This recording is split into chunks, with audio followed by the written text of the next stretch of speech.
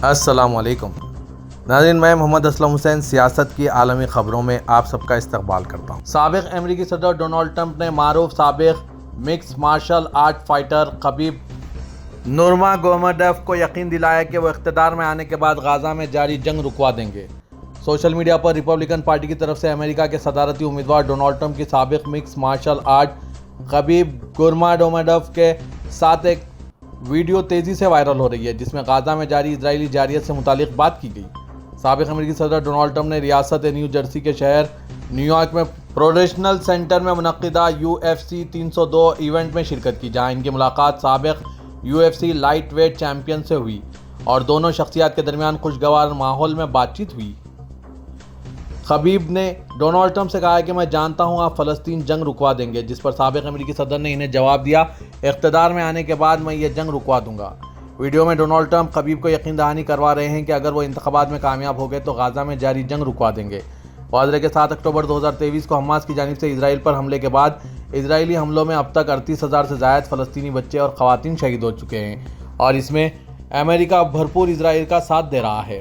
اس سے قبل امریکی صدر جو بائیڈن نے غزہ میں جاری جنگ کے خاتمے کے لیے اسرائیلی وزیراعظم نیتن یاہو حکومت کی جانب سے 3 مرحلوں پر مشتمل ایک معاہدے کی پیشکش بھی کی۔ جو بائیڈن نے کہا تھا کہ پہلے مرحلے میں جنگ بندی اور حماس کے زیر قبضہ کچھ یرغمالیوں کی واپسی ہوگی، جس کے بعد فریقین دوسرے مرحلے میں اپنی دشمنی کے خاتمے پر بات چیت کریں گے اور باقی زندہ بچ جانے والے یرغمال افراد کو رہا کیا جائے گا۔ بعد ازاں اسرائیلی وزیراعظم بنیامین نیتن یاہو کے قریبی ساتھی مالدیپ نے غزہ پر جنگ کی وجہ سے اسرائیلی پاسپورٹ رکھنے والوں پر اپنے ملک میں داخل ہونے پر پابندی عائد کر دی ہے۔ غیر ملکی خبررساں ادارے الجزیرہ کی رپورٹ کے مطابق مسلم اکثریتی ملک مالدیپ کی حکومت نے اسرائیل کی جانب سے غزہ میں معصوم شہریوں پر مظالم کے باعث اسرائیلی پاسپورٹ پر پابندی عائد کر دی ہے۔ مالدیپ کے صدارتی آفس سے جاری ہوئے بیان میں بتایا گیا ہے کہ مالدیپ کے صدر محمد موئز نے اسرائیلی پاسپورٹ پر پابندی عائد کرنے کا فیصلہ کیا ہے، تاہم بیان میں یہ وضاحت نہیں کی گئی کہ نیا قانون کب سے نافذ العمل ہوگا۔ مالدیپ کے صدر محمد موئز نے مالدیپ کی فلسطین کے ساتھ اظہار یکجہتی کے نام سے ایک قومی فنڈ ریزنگ مہم چلانے کا بھی اعلان کیا۔ گزشتہ سال تقریباً 11,000 اسرائیلی شہریوں نے مالدیپ کا دورہ کیا تھا، جو اس سال میں کل سیاحوں کی آمد کا تقریباً 0.5% بنتا ہے۔ سرکاری اعداد و شمار سے ظاہر ہوتا ہے کہ مالدیپ کا دورہ کرنے والے اسرائیلیوں کی تعداد اس سال کے پہلے 4 مہینوں میں کم ہو کر 528 رہ گئی ہے، جو کہ گزشتہ سال کی اسی مدت کے مقابلے میں 88% کم ہے۔ مالدیپ میں اپوزیشن جماعتیں اور حکومتی اتحاد صدر محمد موئز پر دباؤ ڈال رہے ہیں کہ وہ غزہ جنگ کے خلاف احتجاجی علامت کے طور پر اسرائیلی شہریوں کے ملک میں داخلے پر پابندی عائد کر دیں۔ امریکی صدر جو بائیڈن کو فلسطینی حامیوں کے شرم کرو کے نعروں کا سامنا کرنا پڑا۔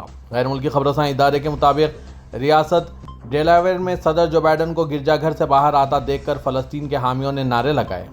خبررساں ایجنسی کے مطابق جو بائیڈن نے صحافیوں کا غزہ جنگ بندی سے متعلق سوال بھی نظر انداز کر دیا اور امریکی صدر ہاتھ ہلا کر گاڑی میں بیٹھ کر چلے گئے۔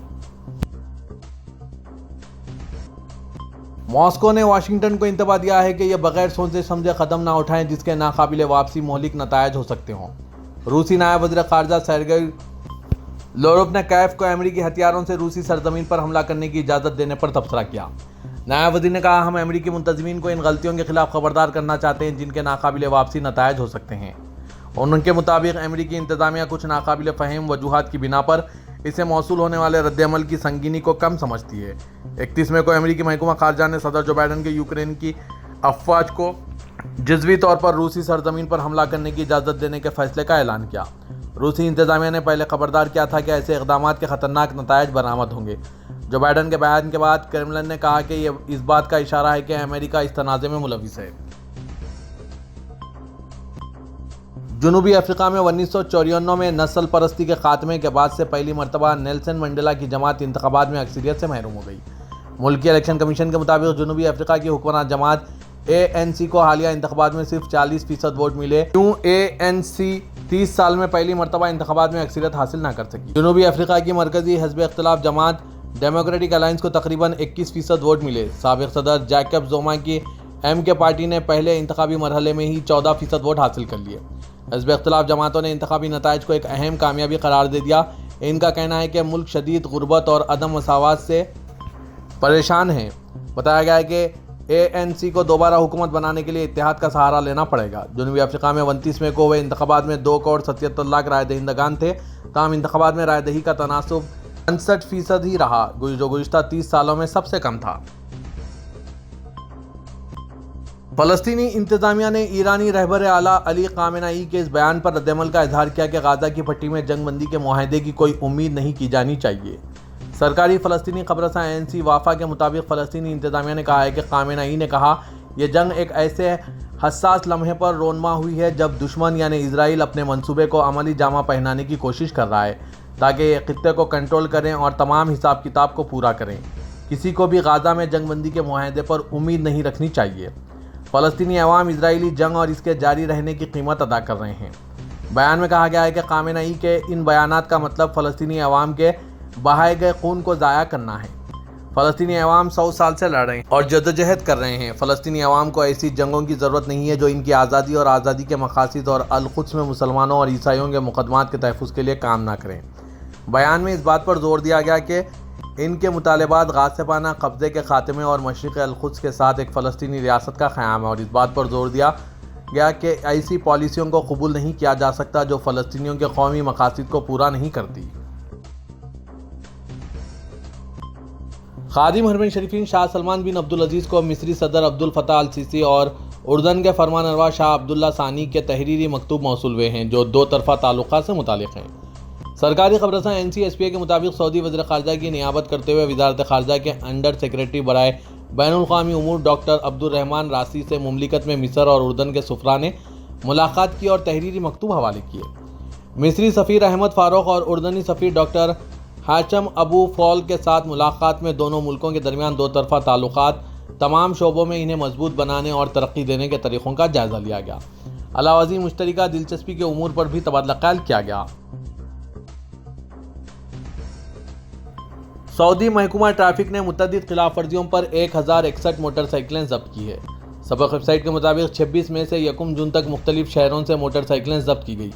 محکمہ ٹریفک نے کہا ہے کہ سب سے زیادہ موٹر سائیکلیں جدہ میں ضبط ہوئی ہیں جن کی تعداد 666 ہے۔ محکمہ ٹریفک نے کہا کہ دوسرے نمبر پر ریاض اور مدینہ منورہ ہے جہاں ہر ایک میں 111 موٹر سائیکلیں ضبط ہوئی ہے۔ مکہ مکرمہ میں 37، عسیر میں 25 اور نجران میں 18 موٹر سائیکلیں ضبط کی گئی۔ محکمہ ٹریفک نے کہا کہ ٹریفک قوانین کی خلاف ورزی پر موٹر سائیکل ضبط ہوگی اور یہ کسی بھی حال میں ناقابل واپسی ہے۔ محکمہ نے موٹر سائیکل چلانے والوں کو سختی کے ساتھ ہدایت دی ہے کہ وہ ٹریفک قوانین کی پابندی کریں۔ سعودی محکمہ نے کہا ہے کہ جس طرح گاڑیوں پر ٹریفک قوانین لاگو ہوتے ہیں اسی طرح موٹر سائیکلوں پر بھی لاگو ہیں۔ اٹلی سے 30 افراد پر مشتمل عازمین حج کا پہلا قافلہ مکہ مکرمہ پہنچ گیا۔ سبق ویب سائٹ کے مطابق جدہ ایئرپورٹ پہنچنے پر اٹلی کے عازمین حج کو بہترین سہولتیں فراہم کی گئی۔ اٹلی کے عازمین حج کو ایئرپورٹ پہنچنے پر کھجور اور پھول پیش کر کے استقبال کیا گیا۔ اٹلی حجاج کے معلم ادارے کے سربراہ ڈاکٹر احمد سندی نے کہا کہ سعودی حکومت کی ہدایت اور وزیر حج و عمرے کی نگرانی میں معلمین کا ادارہ عازمین کو ہر طرح کی خدمات فراہم کر رہا ہے۔ ہم عازمین کے سفر کو یادگار اور خوشگوار بنانے کے لیے ہر ممکن کوشش کر رہے ہیں جبکہ کسی بھی قسم کی شکایت کے ازالے کے لیے مستعد کمیٹی قائم کر دی ہے۔ صدر ترکی رجب طیب اردغان نے کہا ہے کہ ہم اپنے تمام وسائل کے ساتھ فلسطینی عوام کے ساتھ کھڑے ہیں۔ اردغان نے دارالحکومت انقرہ کے قصبے خزل جہامام میں منعقدہ انصاف و ترقی کے 31ویں مشاورتی اجلاس کی اختتامی تقریر کی۔ صدر نے کہا کہ غزہ میں قتل عام ہمارے ایجنڈے میں ہمیشہ کی طرح سر فہرست تھا۔ فلسطینی عوام 76 سال سے ظلم و ستم کا شکار ہیں۔ فلسطین میں قتل عام 76 سال سے بلا تعطل جاری ہے۔ 76 سال سے فلسطینی بچے مارے جا رہے ہیں۔ ہم ہر پلیٹ فارم پر اس ظلم پر اعتراض کرتے ہیں۔ ہم ہمیشہ اپنے فلسطینی بھائیوں کے ساتھ کھڑے رہیں گے۔ انہوں نے کہا کہ حماس نے جنگ بندی کو قبول کیا اور نتن یاہو نے اپنی قابض پالیسی کو بڑھایا۔ یہ وحشی، یہ غنڈہ، یہ خونخوار درندہ صفت نتن یاہو جو ہمارے خطے اور پوری دنیا کو تباہی کی طرف گھسیٹ رہا ہے، اسے روکنے کی ضرورت ہے۔ اردغان نے کہا کہ حماس اور فلسطینی عوام نہ صرف اپنا بلکہ اناطولیہ کا بھی دفاع کر رہے ہیں۔ اردغان نے کہا کہ ترکیہ آزاد فلسطینی ریاست کو تسلیم کرنے کی کوششوں کی بھرپور حمایت کرتا ہے۔ فلسطین کو تسلیم کرنے والی ریاستوں کی تعداد بڑھ کر 147 ہو گئی ہے۔ اس تعداد میں اضافہ اسرائیل کی غاصبانہ پالیسیوں کا سب سے بامعنی رد عمل ہوگا۔